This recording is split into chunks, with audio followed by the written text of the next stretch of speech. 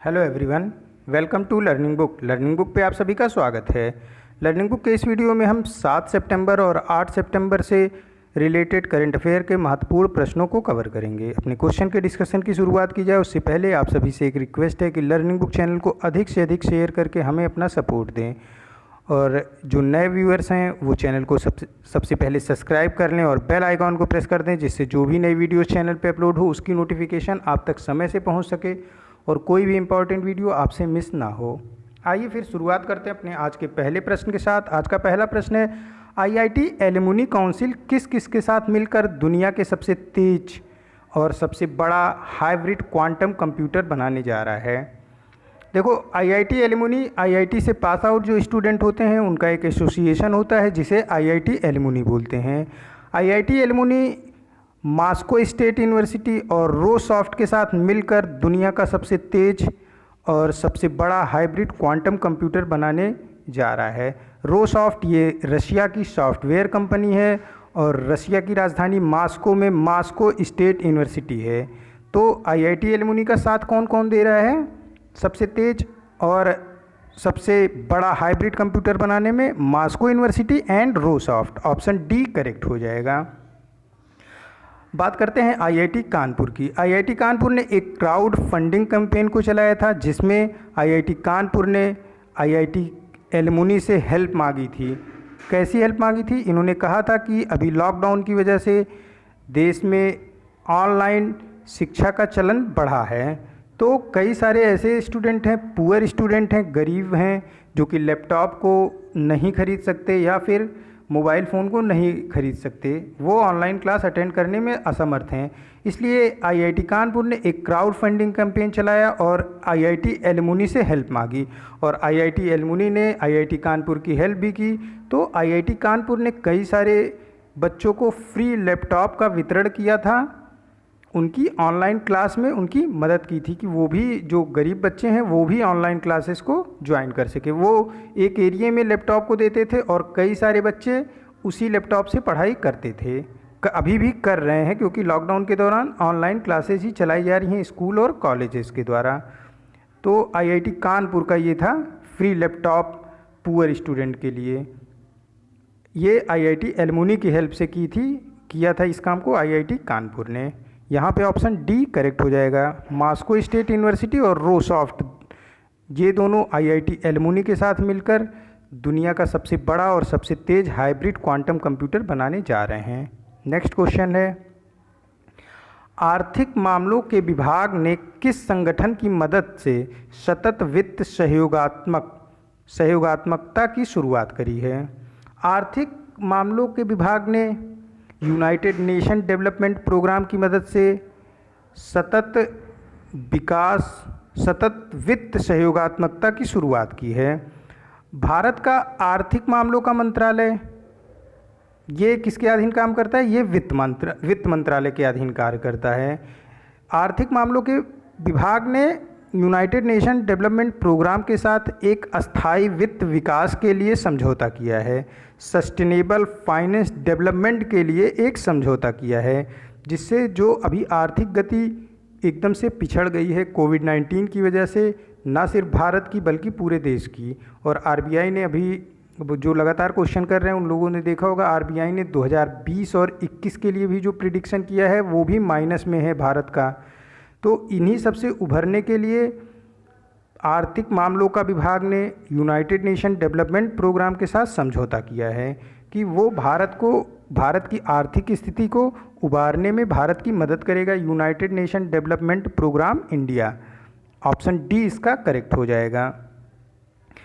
United Nation Development Programme Asian Development Bank के साथ मिलकर भारत में डिजास्टर रिकवरी बूस्टअप के लिए भी कार्य कर रहे हैं। यूनाइटेड नेशन डेवलपमेंट प्रोग्राम और एशियन डेवलपमेंट बैंक, ये दोनों मिलकर भारत में डिजास्टर रिकवरी बूस्टअप के लिए कार्य कर रहे हैं।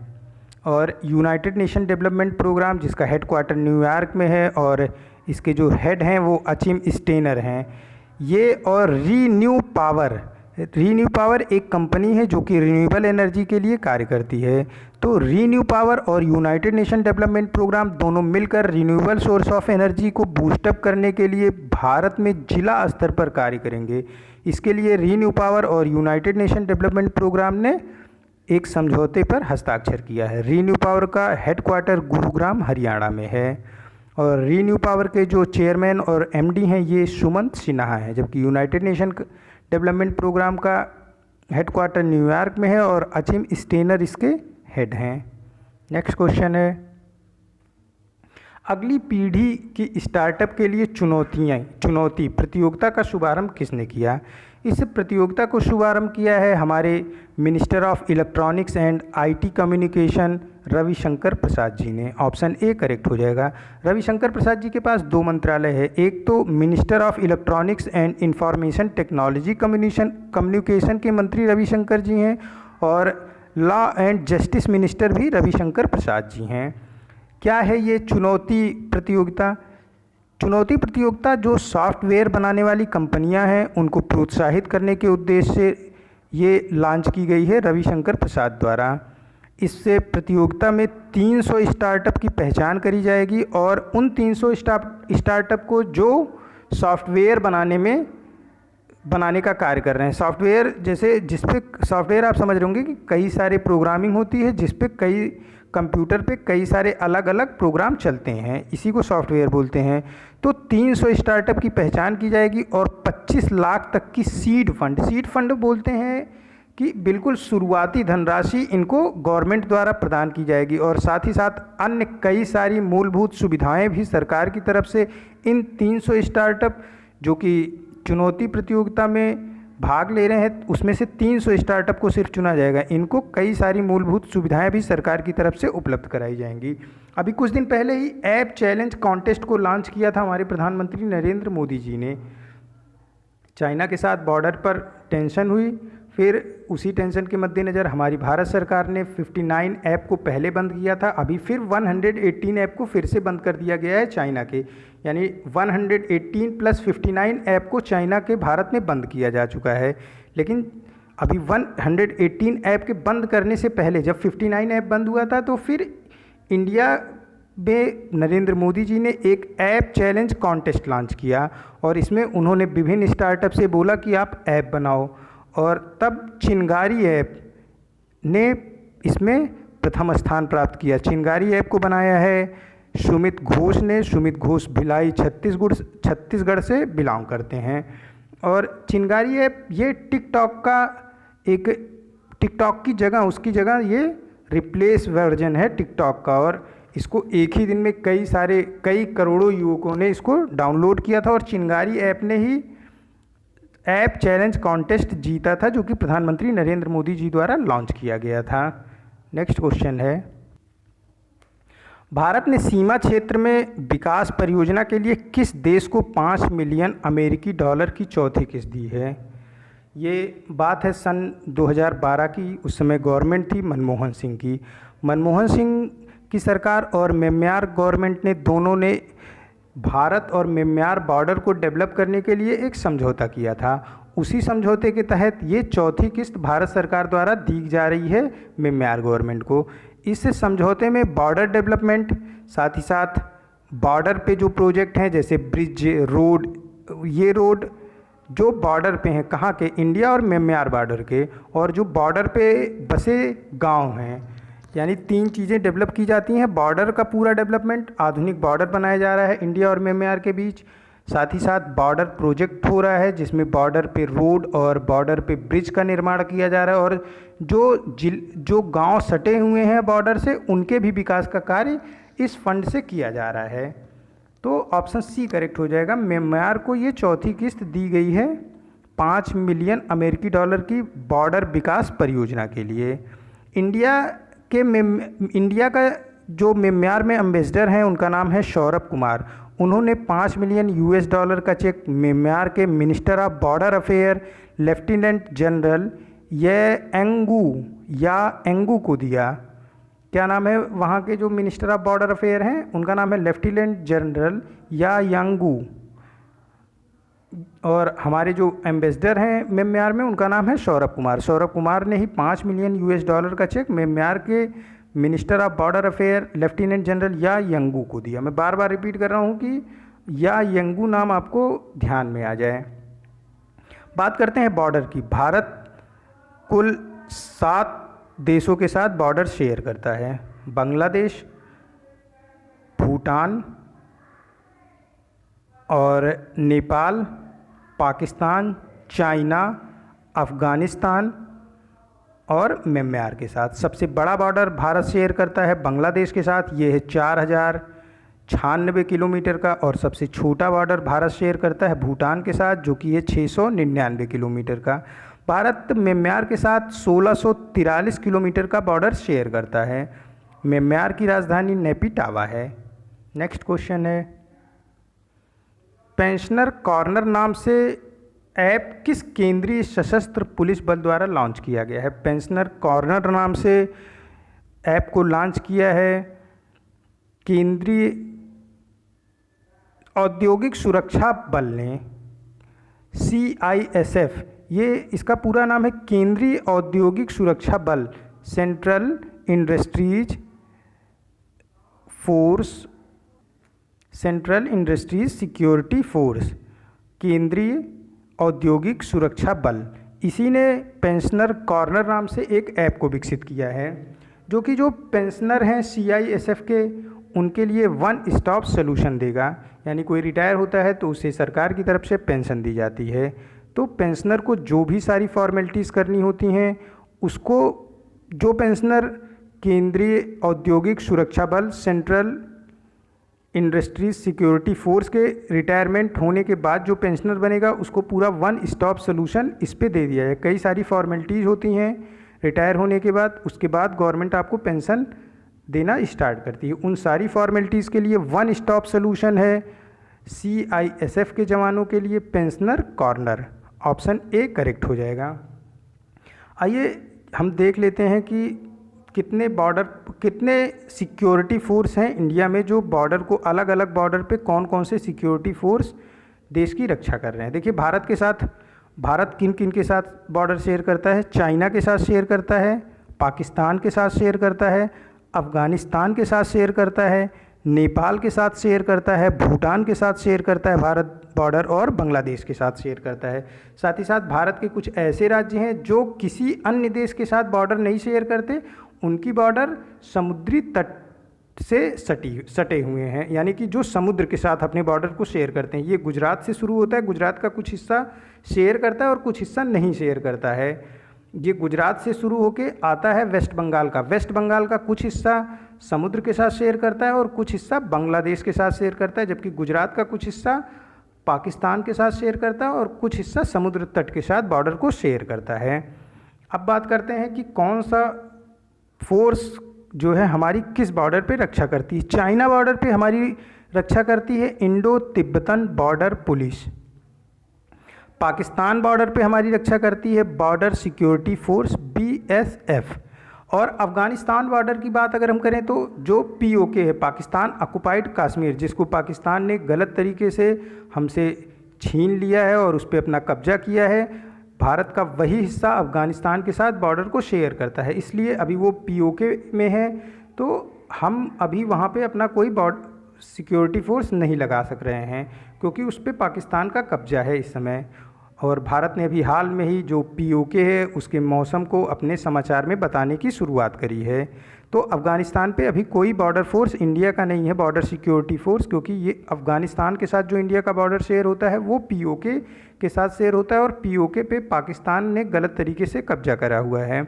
नेपाल के साथ सीमा सुरक्षा बल SSB नेपाल के साथ सीमा को सुरक्षित करता है, भूटान के साथ भी SSB ही सीमा को सुरक्षित करता है, और बांग्लादेश के साथ बॉर्डर सिक्योरिटी फोर्स सीमा को सुरक्षित करता है। तो हम देखते हैं कौन कौन से। पाकिस्तान और बांग्लादेश के साथ बॉर्डर सिक्योरिटी फोर्स भारत की सीमा को सुरक्षित करता है, जबकि नेपाल और भूटान के साथ सीमा सुरक्षा बल भारत की सीमा को सुरक्षित करता है, और चाइना के साथ Indo Tibetan border police China के साथ भारत की सीमा को सुरक्षित करता है। CISF central industries security force, ये भारत सरकार के जो सरकारी कारखाने हैं और जो सरकारी उपक्रम हैं उनकी सुरक्षा के लिए होता है।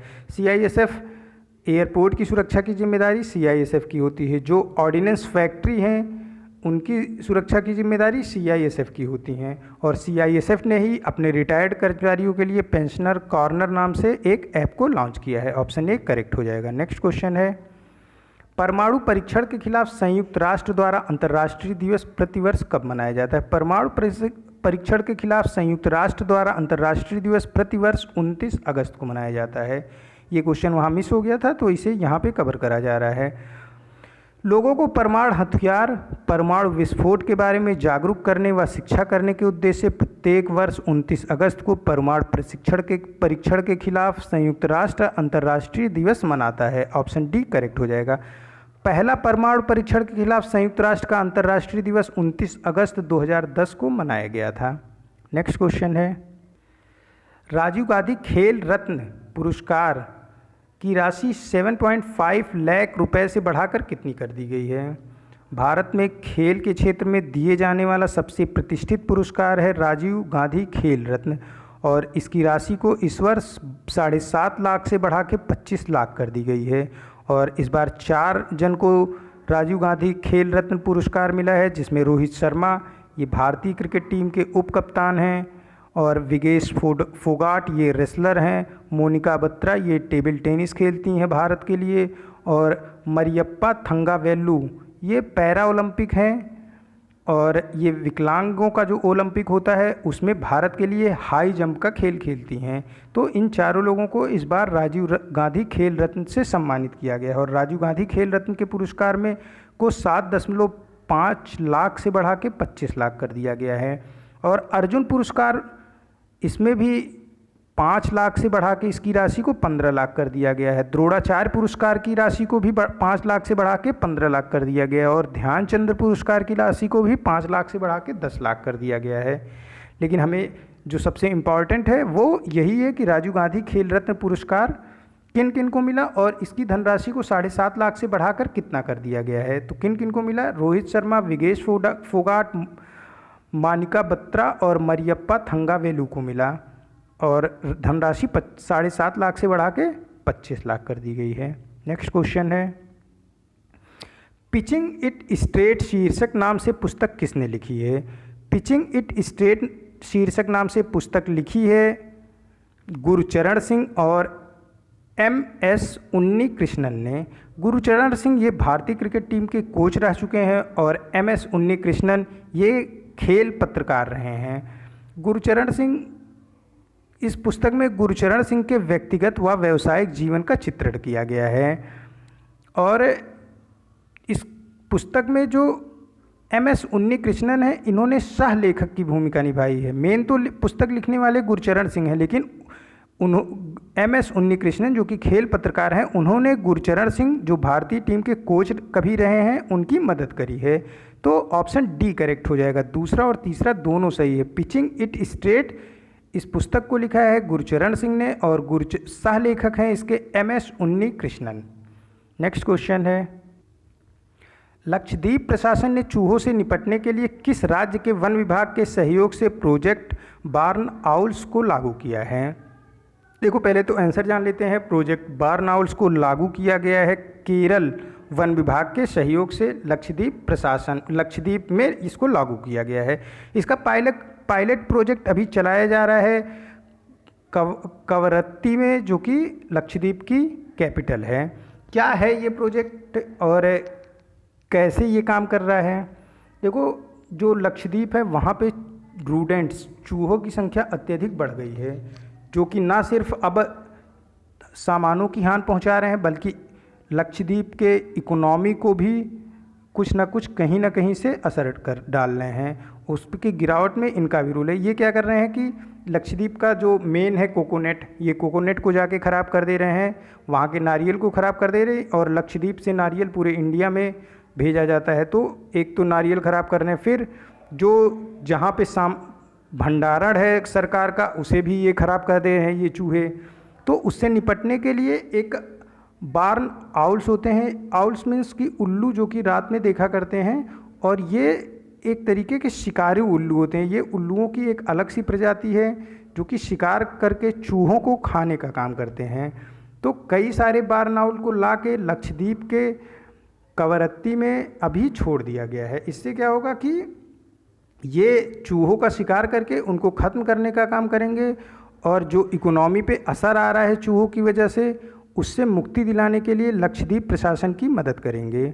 और लक्षद्वीप हमारे भारत का एक यूनियन टेरिटरी है और जिसकी राजधानी कवरत्ती है। ऑप्शन डी करेक्ट हो जाएगा। इसमें केरल सरकार बैरन आउल प्रोजेक्ट में लक्षद्वीप प्रशासन की जो मदद कर रहा है वो कौन कर रहा है? ये केरल सरकार द्वारा करा जा रहा है। नेक्स्ट क्वेश्चन है, कौन सा देश इंडोनेशिया की शांति सेना में महिलाओं की अधिक भागीदारी के लिए संयुक्त राष्ट्र सुरक्षा परिषद के प्रस्ताव का सह प्रस्तावक रहा? देखो, जब कोई प्रस्ताव पास होता है वो कहीं पे भी पास हो तो एक प्रस्तावक होता है और दूसरा सह प्रस्तावक होता है।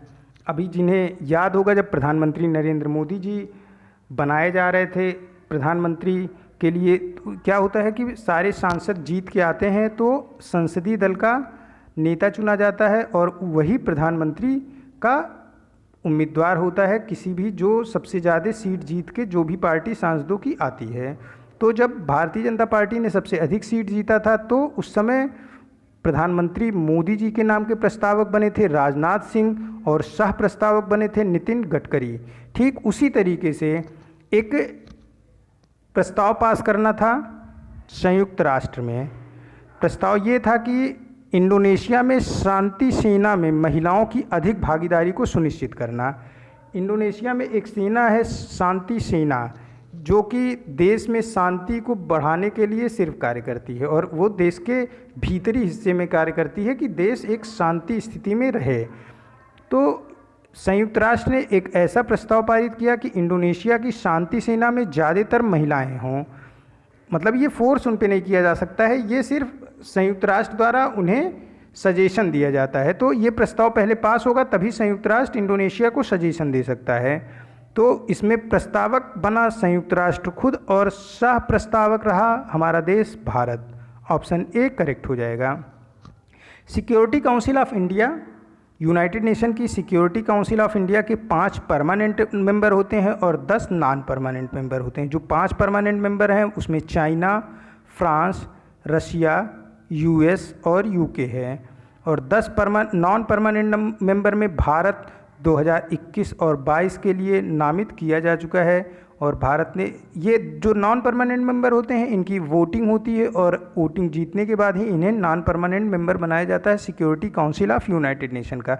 तो 2021-22 की वोटिंग को भारत ने जीता है और भारत 10 नॉन परमानेंट मेंबर में शामिल है security council of United nation के। ये जो नॉन परमानेंट मेंबर होते हैं ये चेंज होते रहते हैं, जबकि जो परमानेंट मेंबर होते हैं ये कभी चेंज नहीं होते हैं। इनकी संख्या अभी 5 है। भारत का कई दिनों से नाम चल रहा है कि इन्हें भी परमानेंट मेंबर में शामिल किया जाए security council of United nation के। हालांकि अभी भारत परमानेंट मेंबर में शामिल नहीं हो सका है, लेकिन 2021-22 के लिए नॉन परमानेंट मेंबर में शामिल किया जा चुका है भारत को। नेक्स्ट क्वेश्चन है, किस राज्य सरकार ने मेजर ध्यानचंद विजय पथ योजना की शुरुआत करी है? मेजर ध्यानचंद विजय पथ योजना की शुरुआत करी है उत्तर प्रदेश सरकार ने। क्या है ये मेजर ध्यानचंद योजना? मेजर ध्यानचंद योजना के अंतर्गत राज्य के जो सबसे नोटेबल 19 अंतर्राष्ट्रीय खिलाड़ी होंगे वो किसी भी खेल से संबंधित हो सकते हैं। इनके घरों तक रोड बनाई जाएगी इनके खुद के नाम से। फिर से मैं रिपीट कर रहा हूँ कि मेजर ध्यानचंद विजय पथ योजना ये उत्तर प्रदेश सरकार द्वारा शुरू करी गई है। इस योजना के तहत जो प्रदेश के 19 अंतर्राष्ट्रीय स्तर के खिलाड़ी हैं, नोटेबल खिलाड़ी हैं, वो किसी भी खेल से संबंधित हों उनके घरों तक रोड बनाने का कार्य करेगी PWD डिपार्टमेंट उत्तर प्रदेश सरकार का। और इस रोड का नाम उन्हीं खिलाड़ियों के नाम का होगा, यानी 19 रोडें अंतर्राष्ट्रीय खिलाड़ियों के नाम की बनाई जाएंगी उनके घरों तक उत्तर प्रदेश में। इसमें भुवनेश्वर कुमार, प्रवीण कुमार, मोहम्मद कैफ, पीयूष चावला, ये सभी लोग शामिल हैं। चेतन चौहान को भी इसमें शामिल किया गया है। चेतन चौहान भारतीय क्रिकेट टीम के लिए क्रिकेट खेला है उन्होंने और कैबिनेट मिनिस्टर रहे हैं और अभी हाल में ही इनकी मृत्यु हो गई है। ये उत्तर प्रदेश के कैबिनेट मिनिस्टर रहे हैं, साथ ही साथ इन्होंने भारतीय क्रिकेट टीम के लिए क्रिकेट भी खेला है। तो इनके नाम की भी रोड इनके घर तक बनाई जाएगी। जो उत्तर प्रदेश के PWD मिनिस्टर हैं, इनका नाम है केशव प्रसाद मौर्य। ये PW मिनिस्टर होने के साथ ही साथ उत्तर प्रदेश के उप मुख्यमंत्री भी हैं। उत्तर प्रदेश के मुख्यमंत्री योगी आदित्यनाथ जी हैं और 2 उप मुख्यमंत्री हैं उत्तर प्रदेश में, एक केशव प्रसाद मौर्य और दूसरे दिनेश शर्मा। केशव प्रसाद मौर्य जो कि PWD मंत्री भी हैं, इन्होंने उत्तर प्रदेश में 800 किलोमीटर हर्बल रोड के विकास की योजना भी बनाई है। 800 किलोमीटर हर्बल रोड के विकास की योजना किस प्रदेश की है? ये भी उत्तर प्रदेश की ही है। नेक्स्ट क्वेश्चन है, भारतीय मूल की प्रथम महिला का नाम बताइए जिसे स्मारक ब्लू प्लेग से सम्मानित किया गया। स्मारक ब्लू प्लेग सम्मान दिया जाता है, ये यूनाइटेड किंगडम में यानी कि ब्रिटेन में इस सम्मान को दिया जाता है। ये उस व्यक्ति को दिया जाता है जो ब्रिटेन के लिए कोई नोटेबल काम को करता है, उसे इसे सम्मान से नवाजा जाता है। ये भारतीय मूल की पहली महिला जिन्हें ये सम्मान दिया गया है, ये हैं नूर इनायत खान। नूर इनायत खान, इन्होंने सेकेंड वर्ल्ड वार के दौरान ब्रिटेन इंग्लैंड के लिए जासूस का काम किया था और इसीलिए इनको स्मारक ब्लू प्लेग सम्मान से सम्मानित किया गया। ऑप्शन ए करेक्ट हो जाएगा। जो सेकेंड वर्ल्ड वार था वो 1939 से 1945 के दौरान हुआ था और नूर इनायत खान ने इंग्लैंड के लिए उस दौरान जासूसी का कार्य किया था, उसी के लिए इन्हें स्मारक ब्लू प्लेग सम्मान से सम्मानित किया गया। ऑप्शन ए करेक्ट हो जाएगा। नेक्स्ट क्वेश्चन है, किस बैंक को मानव संसाधन पहल नई दिशा के लिए Brandon human capital management excellent award 2020 से नामित किया गया? ये बैंक है भारतीय state bank. State bank of India को Brandon human capital management excellent award 2020 के लिए नामित किया गया। क्यों नामित किया गया? क्योंकि इनकी एक पहल थी नई दिशा, उसके लिए नई दिशा के आयोजन में सीखना और विकास में उत्कृष्टता तक पहुंचाने पर जोर दिया गया था भारतीय स्टेट बैंक के द्वारा। भारतीय स्टेट बैंक का हेडक्वार्टर मुंबई में है और इसके चेयरमैन रजनीश कुमार हैं। भारतीय स्टेट बैंक के 3 नियुक्तियां अभी हाल ही में हुई हैं, उनको मैं यहाँ पे फिर से रिपीट कर रहा हूँ।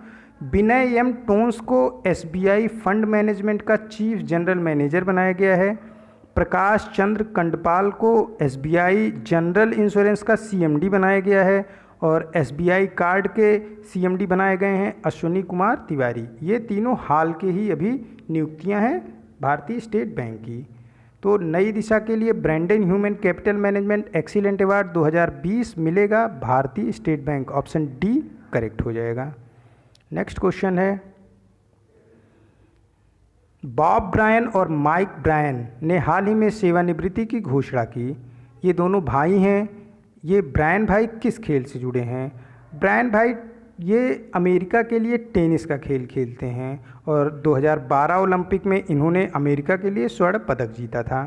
तो ऑप्शन ए करेक्ट हो जाएगा। नेक्स्ट क्वेश्चन है, कौन सा देश ब्रिक्स खेल 2021 की मेज़बानी करेगा? ब्रिक्स खेल 2021 की मेज़बानी करेगा हमारा इंडिया, हमारा भारत। ऑप्शन ए करेक्ट हो जाएगा। भारत देखो 2 और खेलों की मेज़बानी करेगा, जो अभी मुझे याद है उसे आप नोट करेंगे। T20 वर्ल्ड कप की मेज़बानी भी भारत करेगा। पहले ये T20 वर्ल्ड कप 2020 में होना था, लेकिन कोविड-19 की वजह से ये पोस्टपोन होकर 2021 में गया। पहले इसकी मेज़बानी कर रहा था ऑस्ट्रेलिया, लेकिन अब जो 2021 में होगा, क्योंकि पोस्टपोन हुआ 2020 से 2021 में गया, तो 2021 में T20 वर्ल्ड कप की मेज़बानी करेगा Bharat. FIFA under 17 women's world cup की मेज़बानी करेगा अगले वर्ष हमारा भारत। तो 3 हो गए। एक तो ब्रिक्स खेल की मेज़बानी 2021 में भारत करेगा, T20 ICC T20 world cup की मेज़बानी भारत करेगा। पहले इसको ऑस्ट्रेलिया कर रहा था, 2020 में होना था, लेकिन पोस्टपोन होकर 2021 में गया। अब इसकी मेज़बानी भारत करेगा। FIFA under 17 women's world cup 2021 की मेज़बानी भी हमारा भारत करेगा।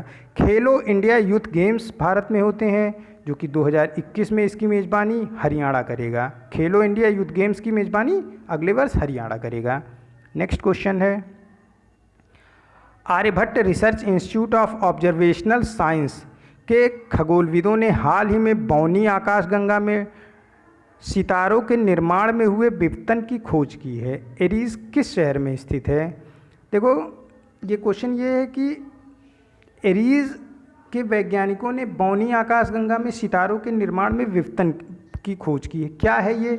देखिए, जो ये स्टार्स होते हैं, इनके निर्माण की एक पूरी प्रक्रिया होती है। एक प्रक्रिया के दौरान ही सितारों का निर्माण होता है आकाशगंगा में, और इसको Aryabhatta research institute of observational science के खगोलविदों ने देखा कि सितारों का निर्माण होते होते अचानक वे अपने पथों से विपतन हो जाता है। यानी कि विपतन मीन्स कि इधर उधर हो जाते हैं। कई सारे सितारों का निर्माण होता है और कई सारे निर्माण के दौरान ही विपतन होने के कारण उन सितारों का निर्माण नहीं हो पाता। इसी की खोज की है Aryabhatta research of observational science के खगोलविदों ने। क्वेश्चन है, Aryabhatta research institute of observational science कहाँ पे स्थित है? ये स्थित है नैनीताल में। ऑप्शन सी करेक्ट हो जाएगा। नैनीताल उत्तराखंड में है। आईआईटी बॉम्बे के छात्रों ने अभी कुछ दिन पहले ही पृथ्वी के सबसे निकटतम ड्वार्फ प्लैनेट को खोजा है, जिसका नाम है 220 QG। मैं फिर से रिपीट कर रहा हूँ, आईआईटी बॉम्बे के छात्रों ने पृथ्वी के सबसे निकट ड्वार्फ प्लैनेट को खोजा है, क्षुद्र ग्रह को खोजा है, जिसका नाम है 220 QG। नेक्स्ट क्वेश्चन है, किस देश ने पाकिस्तानी सेना के लिए युद्धपोत 054 श्रेणी का शुभारंभ किया है? युद्धपोत 054 श्रेणी का शुभारंभ किया है पाकिस्तान के लिए चाइना ने। ऑप्शन डी करेक्ट हो जाएगा। नेक्स्ट क्वेश्चन है, प्रतिष्ठित तेंजिंग नॉर्गे एडवेंचर अवार्ड पाने वाले देश के पहले दिव्यांग खिलाड़ी कौन बने? देश के पहले दिव्यांग खिलाड़ी जिन्हें तेंजिंग नॉर्गो एडवेंचर अवार्ड मिला है, ये हैं Satyendra Singh Lohia. Option B correct हो जाएगा। तेंजिंग जो है ये माउंटेन क्लाइंबर थे और ये पहाड़ों पे चढ़ने का कार्य करते थे। उन्हीं के सम्मान में प्रतिष्ठित तेंजिंग नॉर्गे एडवेंचर अवार्ड प्रत्येक वर्ष दिया जाता है, और ये पहला बार ऐसा है कि किसी पैरा ओलंपिक खिलाड़ी, पैरा तैराक हैं ये सत्येंद्र सिंह लोहिया, और दिव्यांग हैं। तभी जो दिव्यांग खिलाड़ी होते हैं इनको पैरा इनके पहले लगाया जाता है। तो पहली बार ऐसा हुआ है कि किसी दिव्यांग खिलाड़ी को तेंजिंग नॉर्गे एडवेंचर अवार्ड प्रदान किया गया है। इनका नाम सत्येंद्र सिंह लोहिया है। ये मध्य प्रदेश से हैं और ये भारत के लिए पैरा तैराकी का खेल खेलते हैं। पैरा तैराकी में इसकी दिव्यांग लोगों की जो तैराकी होती है उसमें ये भारत के लिए खेलते हैं सत्येंद्र सिंह लोहिया, और इन्हीं को इस वर्ष का तेंजिंग नॉर्गे एडवेंचर अवार्ड प्रदान किया गया है। ऑप्शन बी करेक्ट हो जाएगा। नेक्स्ट क्वेश्चन है, national council for promotion of Urdu language द्वारा आयोजित 2 दिवसीय विश्व उर्दू सम्मेलन को किसने संबोधित किया? 2 दिवसीय उर्दू सम्मेलन को संबोधित किया हमारे शिक्षा मंत्री रमेश पोखरियाल निशंक ने। और national council for promotion of Urdu language, इसका जो मुख्यालय है ये नई दिल्ली में है। ऑप्शन ए करेक्ट हो जाएगा। National council for promotion of Urdu language ने 2 दिवसीय विश्व उर्दू सम्मेलन का आयोजन किया और इसमें हमारे शिक्षा मंत्री रमेश पोखरियाल निशंक ने संबोधित किया। ऑप्शन ए करेक्ट हो जाएगा। शिक्षा मंत्रालय का नाम नई शिक्षा नीति से पहले ह्यूमन रिसोर्स डेवलपमेंट मिनिस्ट्री मानव संसाधन विकास मंत्रालय था, और जब नई शिक्षा नीति आई तो उसमें मानव संसाधन विकास मंत्रालय का नाम बदल के शिक्षा मंत्रालय कर दिया गया। हमारे शिक्षा मंत्री रमेश पोखरियाल निशंक हैं और इन्होंने ही 2 दिवसीय विश्व उर्दू सम्मेलन में संबोधित किया, और इस सम्मेलन को आयोजित किया था national council for promotion of Urdu language ने। National council for promotion of Urdu language का जो मुख्यालय है ये नई दिल्ली में स्थित है। नेक्स्ट क्वेश्चन है, अगस्त माह में भारत सिंगापुर रक्षा नीति संवाद का कौन सा संस्करण आयोजित किया गया था? ये क्वेश्चन मिस हो गया था, इसको यहाँ पे फिर से कवर कर लिया गया है। अगस्त माह में भारत सिंगापुर रक्षा नीति का 14वां संस्करण का आयोजन किया गया था। इस आयोजन में भारत और सिंगापुर के बीच 2 पक्षीय रक्षा नीति पर संवाद हुआ कि कैसे सिंगापुर और भारत एक दूसरे के प्रति रक्षा में सहयोग करके एक दूसरे की रक्षा प्रणाली को और बेहतर बनाने में मदद कर सकते हैं। ये 14वां संस्करण था। ऑप्शन डी करेक्ट हो जाएगा। नेक्स्ट क्वेश्चन है, Peabody.com द्वारा तैयार आंकड़ों के अनुसार भारत की औसत मासिक वेतन के आधार पर क्या रैंक है। Peabody.com ये एक अंतर्राष्ट्रीय ई कॉमर्स प्लेटफॉर्म है जिसका हेडक्वार्टर पोलैंड में है। इसने एक अपना आंकड़ा तैयार किया जिसके अनुसार जो औसत मासिक वेतन मीन्स कि पूरे देश की जो इनकम है उसको अगर पूरे देश के